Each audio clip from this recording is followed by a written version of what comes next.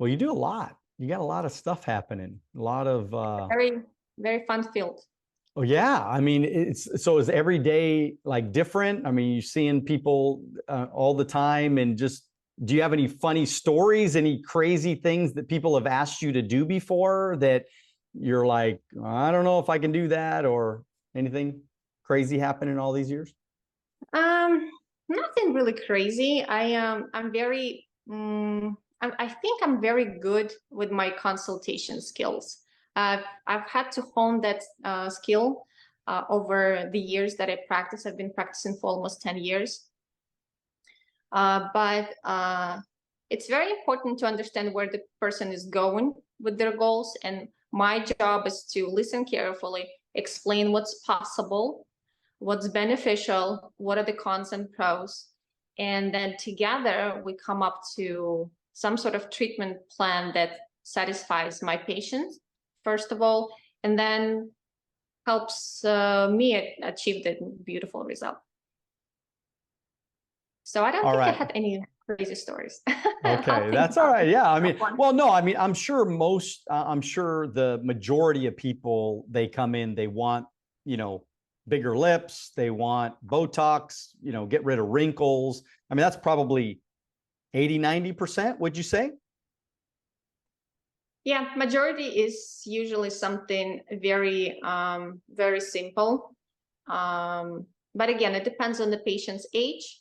It depends on the season. Right now, we're in the fall. Everybody wants to get rid of that hyperpigmentation from summer. All of those people that didn't apply sunscreen, they're suffering right now.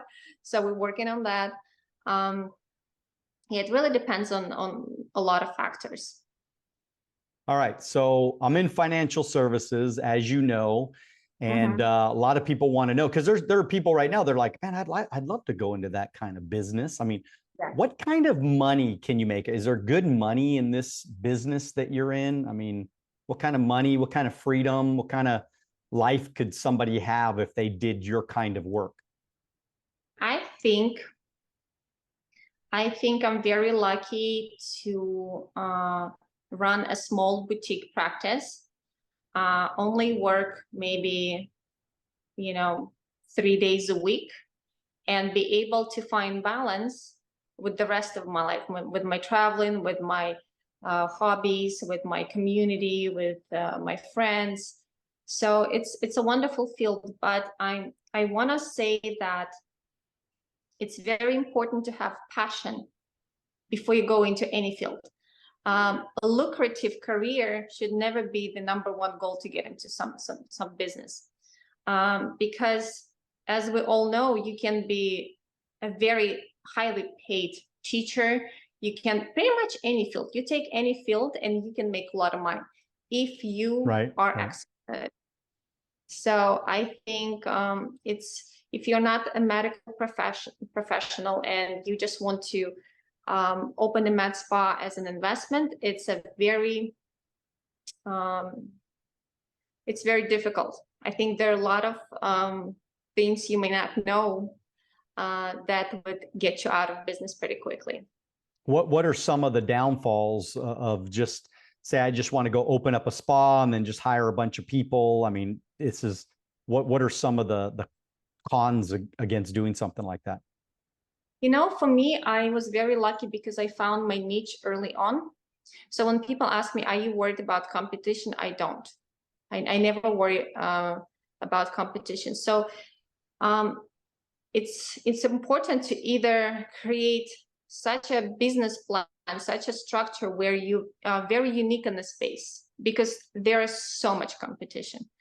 And I'm lucky to say that I have a lot of people driving from San Diego to see me, from San Francisco. I have a group of patients flying from Miami, from Texas.